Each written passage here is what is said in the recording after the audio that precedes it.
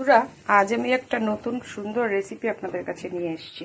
দেখুন, এই যে আমার ঘরে দুধের প্যাকেট কেটে গেছিল, মানে 2-1 দিনের দুধের প্যাকেট কেটে গেছিল, ফ্রিজে ছিল, তো নষ্ট হয়নি। আমি এটাকে ছানা করে নিলাম, আর সঙ্গে একটু পনির ছিল। পনির আর এই ছানাটা থেকে ভালো করে পেস্ট করে এর মধ্যে নুন, হলুদ, লঙ্কার গুঁড়ো আর একটু বেসন মিশিয়ে একটা মণ্ড তৈরি করেছি। করার পরে দেখুন আমি কড়াইতে এইগুলো ভাজছি। এই কোফতা টাইপের হচ্ছে, কিন্তু একটু সফট বলে আমারটা গোল গোল হয়নি। তো এইগুলো খুব ধিমে আছে ভাজছি, ছোট স্লো ফ্লেমে, বেশি ফ্লেম দেওয়া যাবে না। এইগুলো ভাজতে ভাজতে একটা সুন্দর কোফতা টাইপের করে আলু দিয়ে আমি একটা রেসিপি বানাচ্ছি। আমি নিলাম একটা ব্যাচ, এবার আর একটা দিয়েছি। আমি কিন্তু এর মধ্যে একটু সুজিও দিয়েছি, এটা বলতে ভুলে গেছিলাম।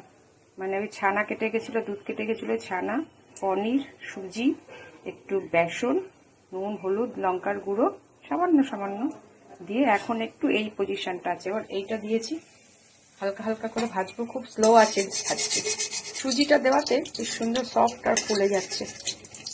বন্ধুরা, আমার এইগুলো ভাজা হয়ে গেছে, কোফতাগুলো দিচ্ছি। খুব ইজি মেথডে রান্নাটা হচ্ছে। যে জিরে ফোড়ন দিলাম, জিরে ফোড়নের পরেই আমি দিয়ে দেবো শুকনো লঙ্কা আর তেজপাতা।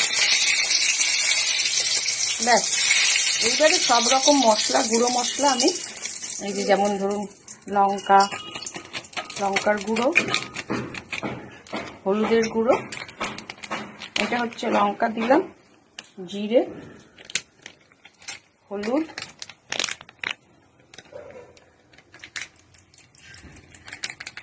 খুব ইজি রান্না, সব রকম মশলা দিয়ে, গুঁড়ো মশলা দিয়ে, আর একটু ধনের গুঁড়ো। একটু এটাকে জলে আমি, ধনেটা একটু বেশি দিলাম, একটু আমি জলে এটাকে পেস্ট করে নিচ্ছি।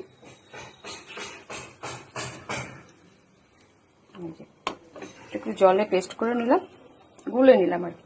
এবার ডাইরেক্ট এটা কড়াইতে ছেড়ে দিলাম।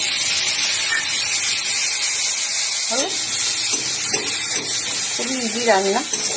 এটা একটু কষা কষা হয়ে যাবে। আর মশলাটা না গুলিয়ে দিলে, নিরামিষ রান্নাতে মশলা এরকম যদি আপনি বাটি করে গুলিয়ে দেন, খুব ভালো এফেক্ট পাওয়া যায়। হবে পরিমাণ মতো নুন। এখন কালারটা এখনই চলে এসছে।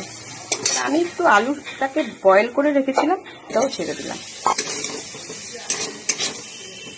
এইবারে আলুটা ছেড়ে দিয়ে একটু ভালো করে, যেহেতু আলুটা খুব একটা সিদ্ধ হয়নি, আমি একটু নাড়তে পারবো, গলে যাবে না। এটা কেমন হয়েছে? মশলা কোলানো জলটা আমি দিয়ে দিচ্ছি।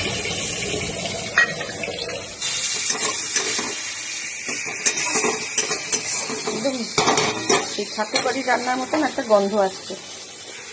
আদাটাকে আমি একটু কুড়িয়ে রেখেছিলাম। নিরামিষ রান্না, আজকে একটু পুজো আছে বলে একটু করলাম। বন্ধুরা, আমার এই কোফতার ঝোলটা পুরো ফুটে এসছে। সবই আমি দিয়ে দিয়েছি, নুন, চিনি, লঙ্কা, যা যা দেওয়ার, আর মশলাটা তো দেওয়া দেখিয়েছি। এটা হয়ে গেছে। এবার আমি কোফতাগুলো ঢেলে লাস্ট পার্টে একটু ঘি দিয়ে নামিয়ে দেবো। এই কোফতাগুলো আমি ঢেলে দিলাম, এটা দিলাম, আর একটু ঘি দেবো, একটু ঘি ঢেলে দিলাম। ভালোই গন্ধ বেরোচ্ছে বন্ধুরা।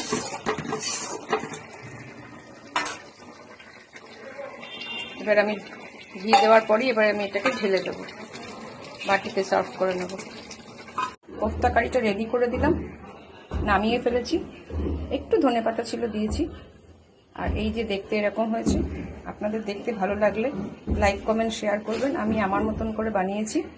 আপনাদের কেমন লাগলো জানাবেন, লাইক, কমেন্ট, শেয়ার করবেন। ধন্যবাদ।